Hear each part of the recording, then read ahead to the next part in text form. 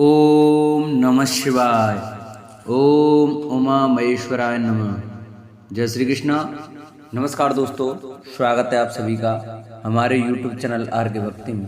भक्तों, आज की वीडियो में आज सुने आप सोमवार व्रत कथा। प्राचीन समय में एक नगर में एक धनवान साहूकार रहा करता था, जिसके घर में किसी प्रकार की कोई कमी नहीं थी, परंतु उसके कोई पुत्र नहीं था, जिस कारण वह काफी दुखी रहता था। उसे दिन रात यही चिंता सताती रहती थी।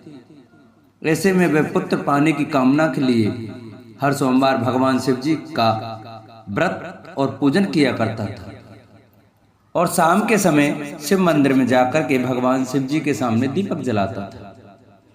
उसके उस भक्ति भाव को देखकर देवी मां पार्वती ने शिव जी से कहा कि यह साहूकार आपका बहुत बड़ा भक्त है और सदैव आपका व्रत और पूजन बड़ी श्रद्धा के साथ करता है।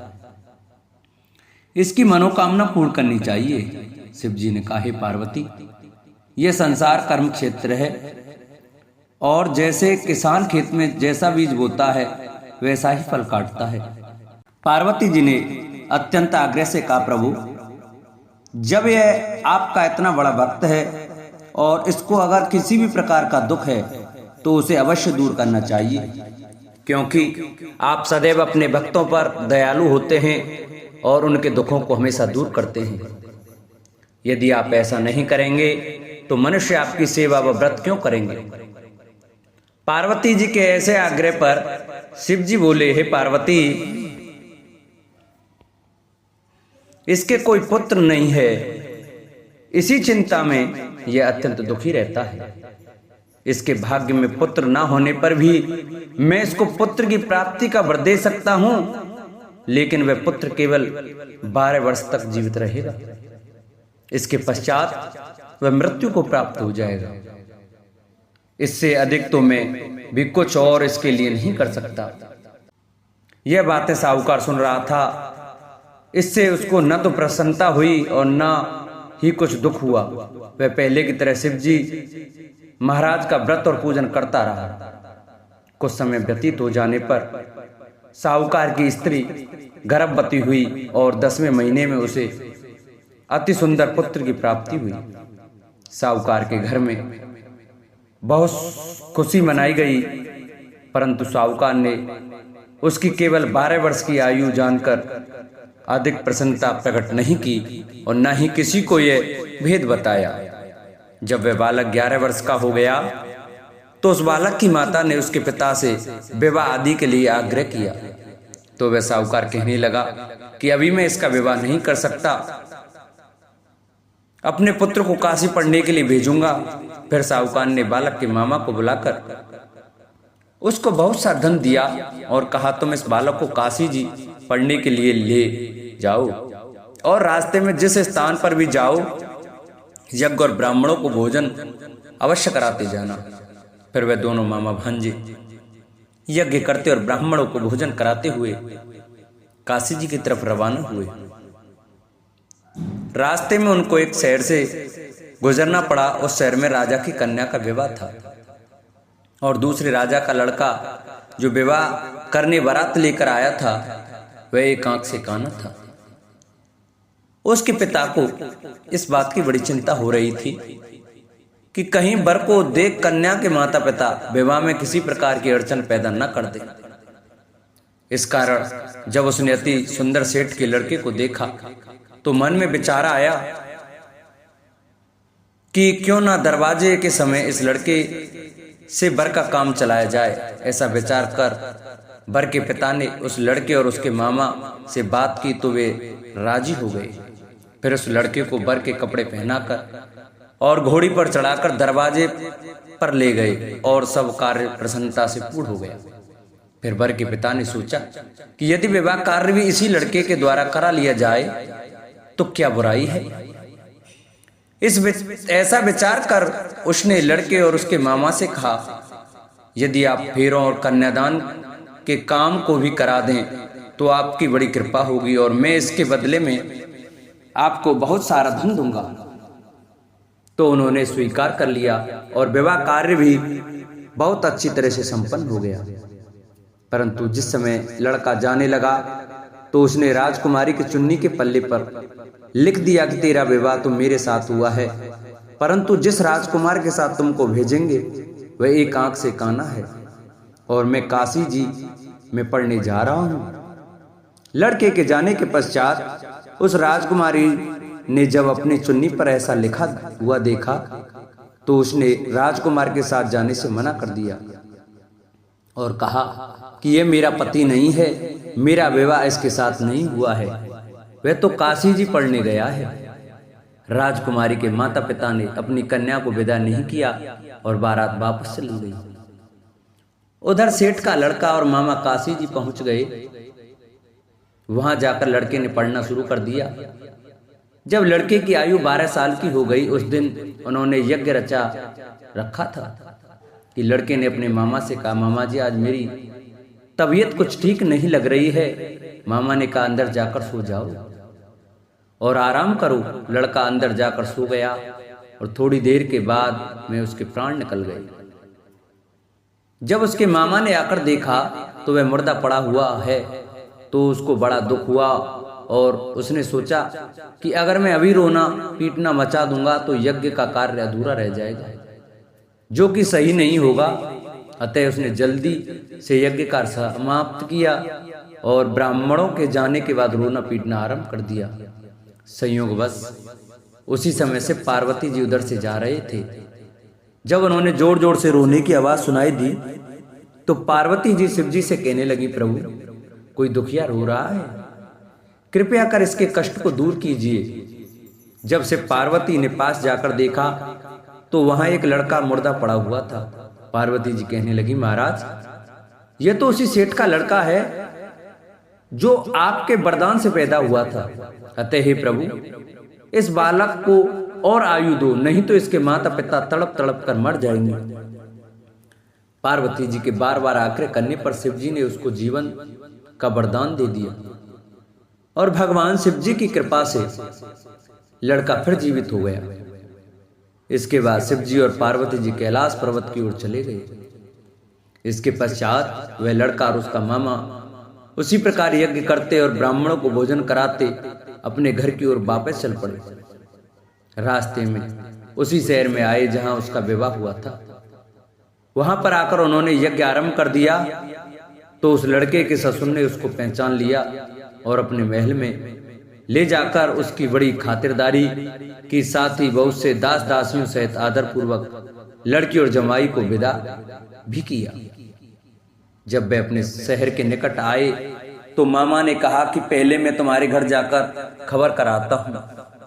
जब उस लड़के का मामा घर पहुंचा तो लड़के के माता पिता घर की छत पर बैठे हुए थे और यह प्रण कर रखा था कि यदि हमारा पुत्र सकुशल लौट आया तो हम राजी खुशी नीचे आ जाएंगे, नहीं तो छत से गिरकर अपने प्राण त्याग देंगे। इतने में उस लड़के के मामा ने आकर यह समाचार दिया कि आपका पुत्र वापस आ गया है। तो उनको विश्वास नहीं आया। तब उसके मामा ने शपथ पूर्वक कहा कि आपका पुत्र अपनी स्त्री के साथ बहुत सारा धन साथ लेकर आया है। तो सेठ ने आनंद के साथ उसका स्वागत किया और बड़ी प्रसन्नता से साथ रहने लगे। माना जाता है कि इसी प्रकार से जो कोई भी सोमवार के व्रत को धारण करता है अथवा इस कथा को सुनता है उसकी समस्त मनोकामनाएं पूरी होती हैं। दूसरी कथा इस प्रकार से है। एक बार भगवान भोलेनाथ और माता पार्वती जी मृत्यु लोक घूमने की इच्छा से मृत्यु लोक में आए। यह माता पार्वती व भगवान शंकर जी मृत्यु लोक में घूमते घूमते विदर्भ देशांगत अमरावती नामक नगरी पहुंचे, जो कि बहुत ही सुंदर थी। यहाँ उन्होंने देखा कि अमरावती नगरी अमरपुरी के दृश्य सभी प्रकार के सुखों से भरपूर थी।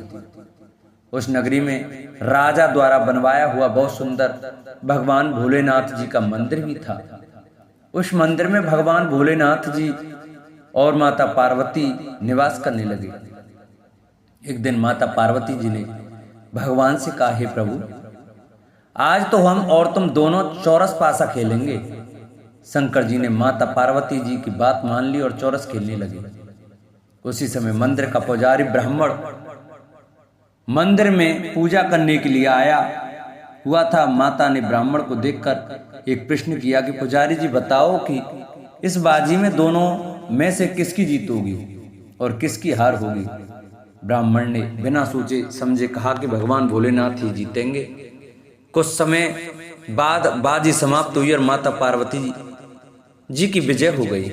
माता पार्वती को ब्राह्मण के झूठे बोलने पर क्रोध आया और कोढ़ी होने का श्राप दे दिया। भगवान शंकर जी के बहुत समझाने के बाद भी माता नहीं मानी और वो दोनों वहां से चले गए। कुछ समय बाद उस ब्राह्मण पुजारी को कोढ़ होने लगे और धीरे धीरे उसके शरीर के पूरे शरीर में कोढ़ हो गया। ऐसे में वह बहुत ही परेशान व दुखी रहने लगा। इस तरह कई दिन बीत गए। फिर एक दिन देवलोक से अप्सराएं शिव जी की पूजा करने उसी मंदिर में आईं। अप्सराओं ने उस पुजारी के कष्ट को देखकर बड़े दया भाव से उसके रोगी होने का कारण पूछा। तब पुजारी जी ने आप बीती सभी बातें निसंकोच होकर उन अप्सराओं को बता दी। यह सुनकर वो अप्सराएं बोली, हे ब्राह्मण, तुम दुखी मत हो।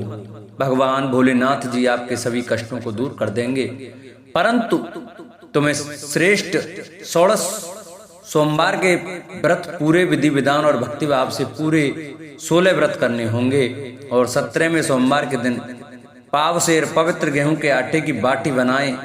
उसके बाद घी और गुड़ मिलाकर चूरमा बनाकर भगवान भोलेनाथ जी को प्रसाद चढ़ाना और बाकी के प्रसाद को मंदिर में उपस्थित भक्तों को बांट देना। ऐसे करने से आपकी सभी मनोकामनाएं पूरी होंगी। ऐसा कहकर अप्सराएं देवलोक चली गईं। ब्राह्मण भी यथाविधि 16 सोमवार व्रत करने लगा। ऐसे में भगवान भोलेनाथ की कृपा से धीरे धीरे ब्राह्मण पुजारी कोढ़ से मुक्त होने लगा। कुछ समय बाद भगवान शंकर जी और माता पार्वती जी फिर से उसी मंदिर में पधारे।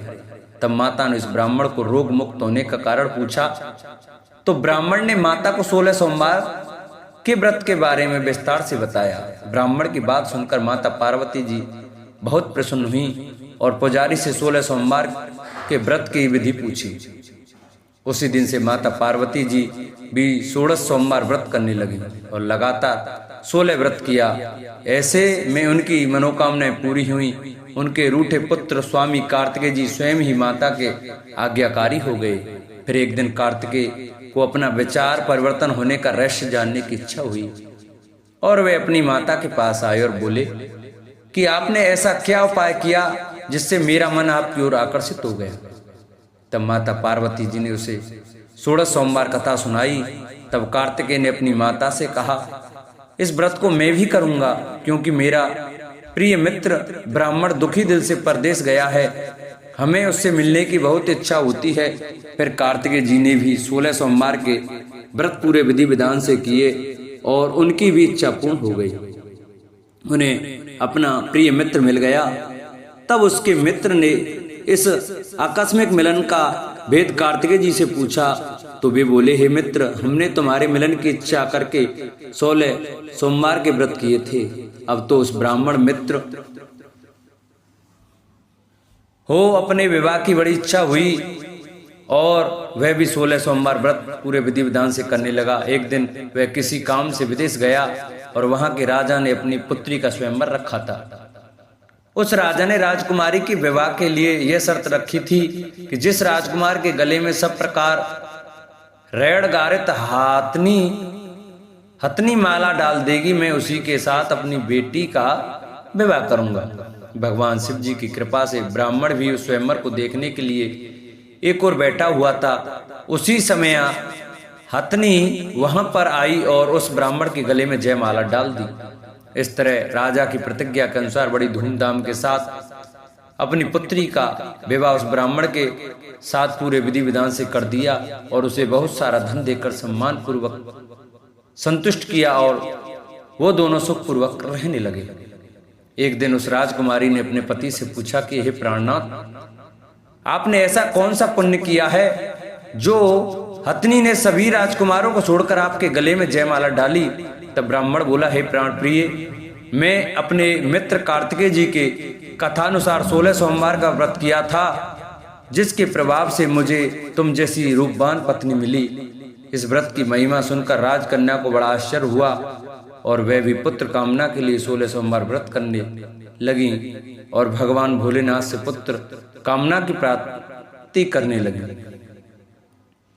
शिव जी की कृपा से कुछ समय के बाद उसके गर्भ से एक अति सुंदर, सुशील, धर्मात्मा और विद्वान पुत्र हुआ।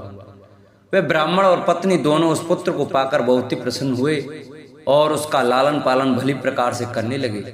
जब वह लड़का बड़ा हुआ और समझदार हुआ तो एक दिन अपनी माता से प्रश्न किया कि माता, आपने ऐसा कौन सा पुण्य किया जो आपको मेरे जैसा पुत्र प्राप्त हुआ? पुत्र की बात सुनकर उस राजकुमारी ने अपने द्वारा किए गए 16 सोमवार व्रत की कथा और पूरे नियमों के बारे में उसे बताया। उस लड़के ने इस व्रत को सब तरह से मनोरथ पूर्ण करने वाला सुनकर उसके मन में राज्याधिकार की पाने की इच्छा की।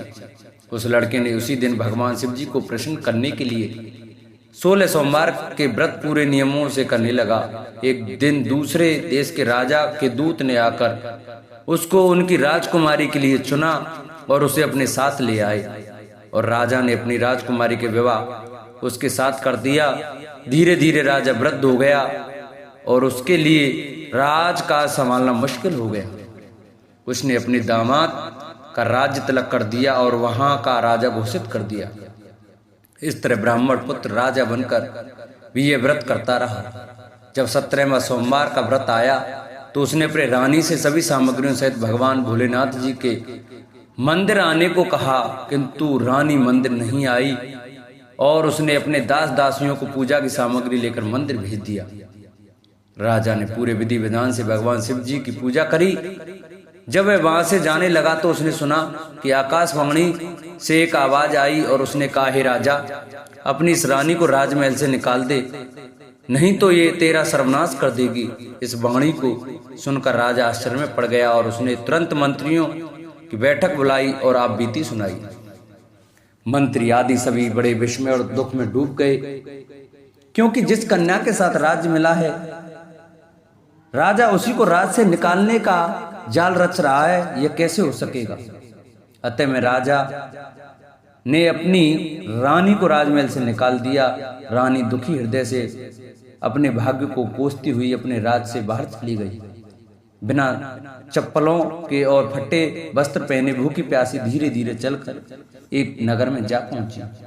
उस नगर में एक बुढ़िया रोज सूत काटकर बेचने जाती थी। रानी की करुण दशा देख बुढ़िया बोली, तू मेरे साथ चल, मेरे सूत बिकवा दे, मैं वृद्ध हूँ, भाव नहीं जानती हूँ। यह सुनकर रानी बुढ़िया के सिर से सूत की गठरी उतारकर अपने सिर पर रख ली।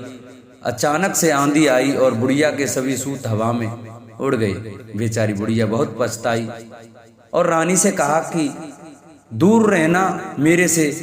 अब रानी एक तेली के घर गई और काम मांगने लगी कि अचानक से उस तेली के सभी मटके शिवजी के प्रकोप से चटक गए। ऐसी दशा देखकर उस तेली ने रानी को अपने घर से निकाल दिया।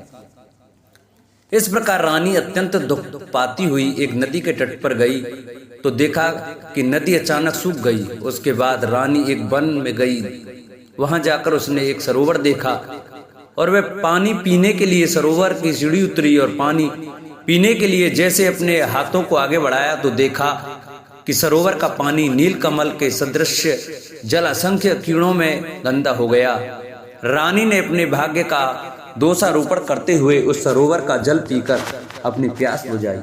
आराम करने के लिए एक पेड़ की शीतल छाया में विश्राम करने के लिए लेटी तो देखा कि उस पेड़ की सभी पत्तियां झड़ गईं। ऐसे में रानी जिस पेड़ के नीचे जाती उसी पेड़ की पत्तियां अपने आप झड़ जाती। वन सरोवर और पेड़ों की ऐसी दशा देखकर गाय चराते हुए ग्वालों ने अपने गोसाई स्वामी जी से सभी बातें बता दी। गोसाई जी के आदेशानुसार ग्वाले रानी को पकड़कर गोसाई जी के पास ले आए। रानी की मुख कांति और शरीर शोभा देखकर गोसाई जी जान गए कि यह कोई विधि की गति की मारी कुलीन अबला है। ऐसा सोचकर गोसाई जी ने रानी से कहा कि हे पुत्री, मैं तुमको पुत्री समान रखूंगा, तुम मेरे आश्रम में ही रहो और मैं तुम्हें किसी प्रकार का कष्ट नहीं होने दूंगा। गोसाई जी के ऐसे वचन सुनकर रानी को थोड़ी धीरज मिली और वह आश्रम में ही निवास करने लगी। आश्रम में रानी खाना बनाती तो उसके खाने में कीड़े पड़ जाते और जब वह पानी भर के लाती तो उसके में भी कीड़े पड़ जाते। अब तो गोसाई जी भी बहुत दुखी हो गए और रानी से बोला कि बेटी, तेरे पर कौन से देवता का कोप है जिससे तेरी ऐसी दशा है। गोसाई जी की बात सुनकर रानी ने कहा कि अपने पति के साथ भगवान शिव जी की पूजा करने नहीं जाने की पूरी कथा सुनाई। रानी की बात सुनकर गोसाई जी ने उसे इस कोप से मुक्त होने के लिए 16 सोमवार व्रत की कथा पूरे विधि विधान से करने को कहा। गोसाई जी की बात सुनकर वह प्रत्येक सोमवार का व्रत पूरे नियम से करने लगी। जब रानी के पूरे 16 व्रत हो गए और जब उसने 17वें सोमवार का व्रत किया और रोज की तरह भगवान भोलेनाथ की पूजा कर रही थी तो भगवान शिव जी के प्रभाव से राजा के मन में अपनी रानी का विचार उत्पन्न हुआ और सोचा कि मेरी रानी को गए बहुत समय बीत गया, न जाने कहाँ कहाँ भटकती होगी, मुझे उसे ढूंढना चाहिए। राजा ने यह सोचकर अपनी रानी की तलाश में चारों दिशाओं में अपने सैनिक को भेजा। सैनिक अपनी रानी को ढूंढते हुए गोसाई जी के आश्रम में आ पहुंचे। सैनिक अपनी रानी को वहां पाकर पुजारी जी से अपनी रानी को साथ भेजने के लिए कहा, किंतु गोसाई जी ने मना कर दिया और सैनिक चुपचाप लौट गए। राजा को सभी बातें बताई। तब राजा स्वयं रानी को लेने गोसाई जी के आश्रम आए और पुजारी जी से प्रार्थना करते हुए बोले, महाराज, जो देवी आपके आश्रम में रहती है वो मेरी पत्नी है। शिव जी के कोप में से मैंने इसे त्याग दिया था। अब इस पर से भगवान शिव जी का कोप शांत हो गया है, इसलिए मैं इसे लेने के लिए आया हूँ। आपकी आज्ञा हो तो मैं इसे ले जा सकता हूँ। गोसाई जी ने राजा के वचनों को सत्य समझकर रानी को राजा के साथ जाने की आज्ञा दे दी। गोसाई जी की आज्ञा पाकर रानी अपने पति के साथ अपने राज्य के लिए चल दी। रानी के आने की खबर पाकर राज्य के निवासी अनेक प्रकार के बाजे बजाने लगे। नगर के दरवाजे पर तोरण बंदरवारों से विधि से नगर को सजाया। नगर में घर घर में मंगल गान होने लगे। पंडितों ने विविध वेद मंत्रों का उच्चारण करके अपनी रानी का स्वागत किया। इस प्रकार रानी ने अपनी राजधानी में पुनः प्रवेश किया। राजा ने अपनी रानी के आने की खुशी में ब्राह्मणों को अनेक प्रकार के दानादि देकर संतुष्ट किया। याचकों को धन धान्य दिया और पूरी नगरी में जगह जगह सदा व्रत खुलवाए, जहां भूखों और गरीबों को खाने को मिला। इस प्रकार राजा रानी भगवान भोलेनाथ जी की कृपा से सभी प्रकार के सुख भोगते हुए और 16 सोमवार व्रत की कथा करते रहे। अंत में अनेक प्रकार के सुख भोगते हुए शिवपुरी को पधारे। इसी कारण कहते हैं कि जो मनुष्य भगवान भोलेनाथ जी की भक्ति मन वचन कर्म द्वारा 16 सोमवार के व्रत पूरे विधि विधान से करेगा, वह इस मृत्यु लोक से समस्त सुख को भोग कर अंत में भगवान के चरणों में शिवपुरी को प्राप्त होगा और इस व्रत के करने से सबके मनोरथ पूर्ण होंगे। बोलो शंकर भगवान की जय। जिन भक्तों को हमारी ये सोमवार की व्रत कथा अच्छी लगी हो वो हमारी वीडियो को ज़्यादा से ज़्यादा शेयर करें। जिन्होंने अभी तक चैनल को सब्सक्राइब नहीं किया है वो हमारे चैनल को सब्सक्राइब करें और बगल में घंटी का बटन अवश्य दबाएं, जिससे कि हम जो नई वीडियो अपलोड करें उसका नोटिफिकेशन आपके पास अवश्य पहुंचे। हमारी वीडियो को लाइक करें और कमेंट में ओम नमः शिवाय, ओम उमा महेश्वराय नमः अवश्य लिखें। बोलो शंकर भगवान की जय।